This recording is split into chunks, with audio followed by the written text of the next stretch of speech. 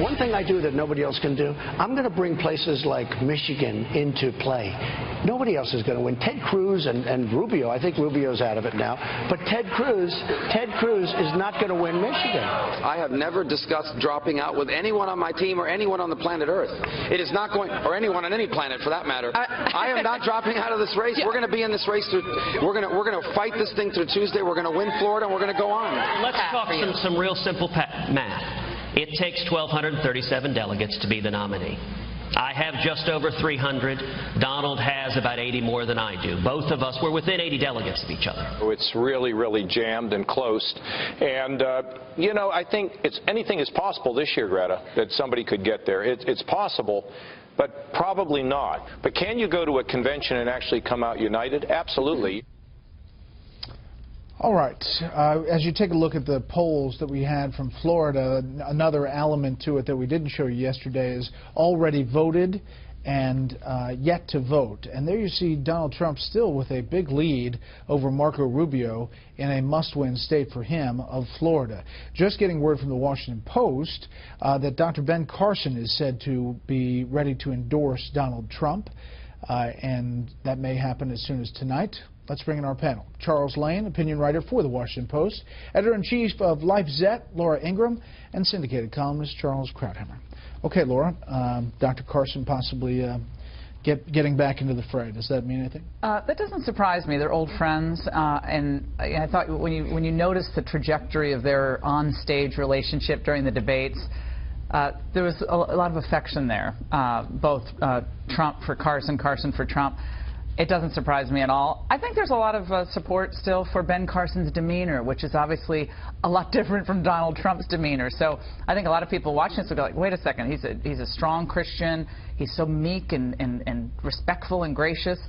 And that's quite a difference from the guy that you're endorsing. But I think it maybe softens Trump a little bit for some people, and maybe on the margins helps him a little bit. Charles. I think it would take some steak tenderizer to soften Trump. I'm not sure that Carson is really that kind of ingredient. I think if you go back and you remember how Trump talked about Cruz, Lion Ted, stealing the Carson votes by accusing him of spreading the rumor that Carson was leaving, you could see the beginning of that a few weeks ago. So I think the premise was set.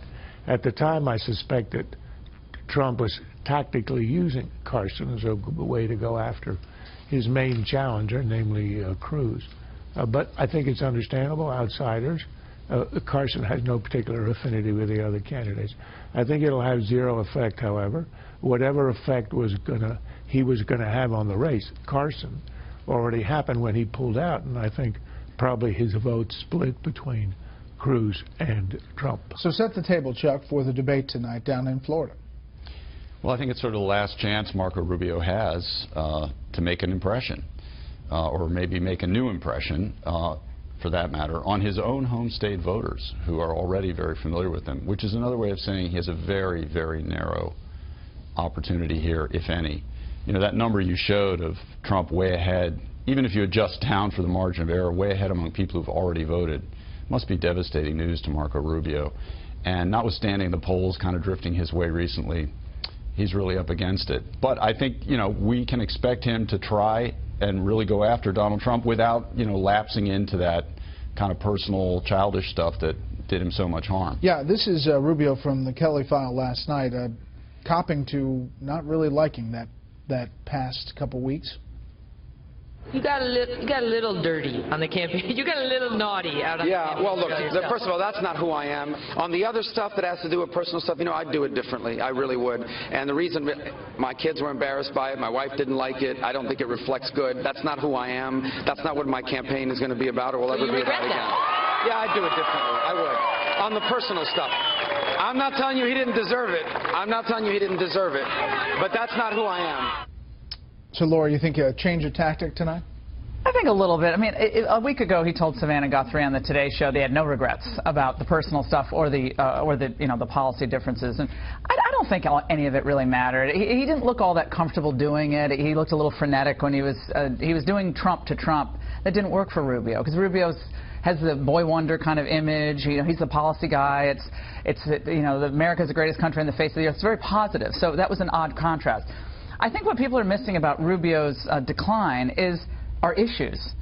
If Rubio was the Rubio of 2010 when he ran and took down Charlie Crist and had thousands of people from across the country donating to his campaign, if that was the Rubio we saw today in this campaign, I think Rubio would be sitting in a very enviable position vis-a-vis the other candidates. But Rubio became more of a, you know, establishment, ruling class figure on the two issues that are really motivating voters. They certainly did in Michigan. I think they will in Ohio, trade and immigration. TPP and immigration, I think both of those substantive issues really in the end damaged him. Yeah, the trade thing has come up, as we talked about the other night. I want to play this soundbite from CNN last night. This is Donald Trump on the issue of Islam. I think Islam hates us. There's something there that there's a tremendous hatred there. There's a tremendous hatred. We have to get to the bottom of it. There is an unbelievable hatred of us. In Islam itself? You're going to have to figure that out. The question is there a war between the West and radical Islam, or is there a war between the West and Islam itself? It's radical, but it's very hard to define. It's very hard to separate. Charles? Well, if he got away unscathed with saying he wanted to ban all Muslims from entering the United States, he'll get away with this. But A, it's not helpful, and also he poses it as a question. I'm not exactly sure if it's Islam itself or it's not. But what does it even mean, Islam hates us? Islam and the West have had a 1,400-year relationship. Sometimes we're warm, sometimes we're not. So sometimes there were alliance of conveniences, sometimes there weren't. So I'm not sure it helps him. It's certainly not going to hurt him. If I could say a word about Rubio, if I were him, I would be regretting his regretting. He stepped all over his own story. There was no reason he had to back down. He simply could have said, I was having a good time, and now that's over, which is what Trump has been doing with great success. And second, don't forget, he attacked Trump in 2 debates in that personal way. In the first, it was successful and he put Trump back on his heels. In the second, it was unsuccessful. He went way overboard. So I think it's a wash. He shouldn't have stepped on his story. The story I saw this morning was Rubio regrets. It should be Rubio advocates X, Y, and Z, or Rubio says he's staying in the race or whatever. Regrets have not worked in this campaign. The one guy who has no regrets is way out ahead of everybody. But Rubio, just one thing. Rubio has been behind in Florida for the entire campaign. I mean, there's never been 1 month since Trump's got in this race that Rubio's been leading, not that I'm aware of, in any poll ever. So we can talk about whether you insult or don't insult or whether you regret it, but in the end, the people of Florida know him pretty well, and he was beloved in Florida when he ran. So what happened between 2010 and 2016? To disabuse the notion of any substantive problem there, I think it does this a disservice. What happened in this campaign, frankly, to Marco Rubio, was that the others tried to take him out early, and $30 million from Jeb Bush on Marco Rubio's head did not help in Florida. Chuck, final thing, John Kasich, can he still play this above the fray out as he's getting closer and closer and now leading in Ohio? Don't you think that somebody's going after him, namely Donald Trump? Well, there's only so many people Donald Trump can attack at one time, and Kasich has kind of enjoyed, has sort of been able to kind of hide over here in the bushes, and he has not gone after Trump himself. And in fairness to Trump, I think you have to say a lot of the nasty things he said have been in retaliation. Counterpunch. Yeah, and Kasich has avoided that. You know, Florida and Ohio, and maybe even Illinois, which we haven't heard that much about, could be some kind of a, if they're not the end of it for the other candidates, a firewall against Trump. And I do believe Kasich, of all of them, has the best chance of holding his home state. And if it's a significant win in one of these, you know, white working class strongholds like Ohio, that could, you know, change the psychology of the campaign. But why should Kasich attack Trump? He wants to be his running mate.